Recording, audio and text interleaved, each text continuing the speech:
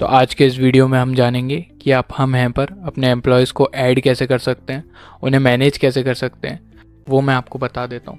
सबसे पहले आपको www.humhai.com पर आ जाना है। उसके बाद आपको यहाँ ऊपर आइकॉन दिख रहा होगा, यहाँ से आपको माई बिजनेस में चले जाना है। यहाँ आने के बाद जैसा कि आप देख सकते हैं मेरे 2 बिजनेसेस हैं। फॉर एग्जांपल मुझे इस प्रो बुक वाले बिजनेस में एम्प्लॉय ऐड करना है, तो मुझे यहाँ पर 2 ऑप्शन दिख रहे हैं, ओपन CRM और ओपन HRM के। तो अभी हम ओपन HRM में जाएंगे। इस वीडियो में हम बात करेंगे पर्टिकुलर एम्प्लॉयज़ की। सो हमें एम्प्लॉयज़ पर आ जाना है। जैसा कि आप देख सकते हैं मेरे अलग अलग एम्प्लॉयज़ यहाँ पर रजिस्टर्ड हैं। फॉर एग्जांपल मैंने कोई नया एम्प्लॉय हायर किया है मेरे बिजनेस में, तो हमें उसे ऐड करना है। तो मुझे ऊपर ऑप्शन दिख रहा है ऐड एम्प्लॉय का, मैं उस पर क्लिक कर दूंगा।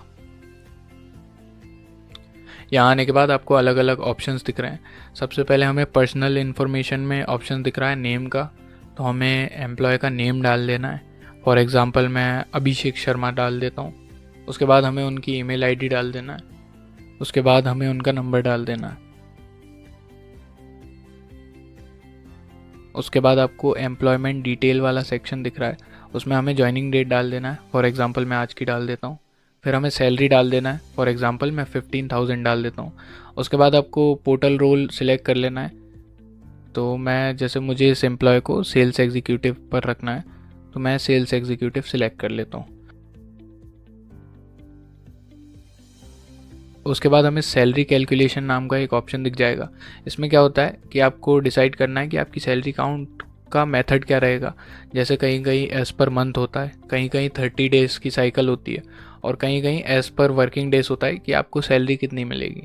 तो फॉर एग्जांपल मैं 30 डेज़ का रख लेता हूँ कि मेरी 30 डेज़ की साइकिल रहेगी, इस बीच में मेरे एम्प्लॉय की सैलरी काउंट होगी।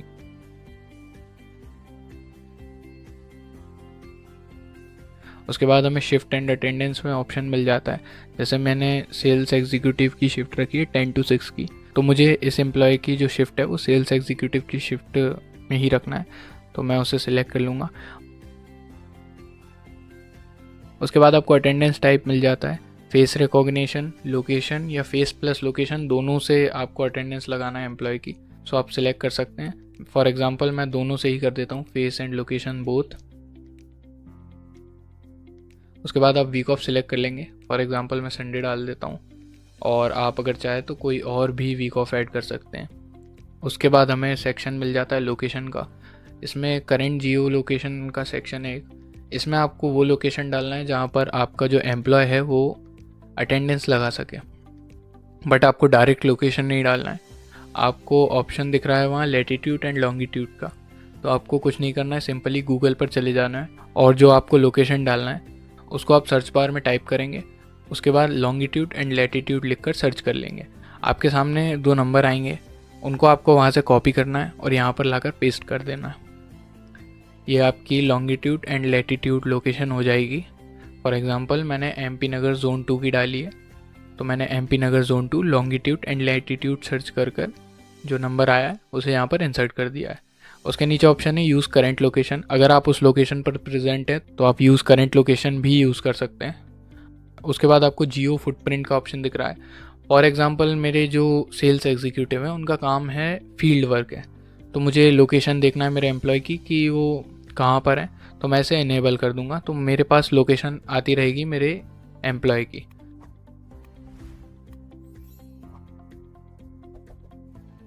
और फुटप्रिंट रिपीट ड्यूरेशन का मतलब है कि आपको कितनी देर में उनकी लोकेशन बार बार अपडेट चाहिए। फॉर एग्जांपल मुझे मेरे एम्प्लॉय की हर 10 मिनट में लोकेशन अपडेट चाहिए, तो मैं वहाँ से 10 मिनट चूज़ कर लूँगा। उसके बाद लोकेशन रेडियस मीटर्स में आएगा आपको कि 100 मीटर की रेडियस में जो लोकेशन आपने दी है उसकी 100 मीटर की रेडियस में आपका जो एम्प्लॉय है वो अटेंडेंस लगा सकता है। उसके बाद हमें सेक्शन दिख जाता है अटैचमेंट एंड नोट्स का। इसमें आपको एम्प्लॉय की इमेज डाल देना है। फॉर एग्जांपल मैं कोई भी रैंडम इमेज डाल देता हूँ। उसके बाद आपको डिस्क्रिप्शन दे देना है अपने एम्प्लॉय का।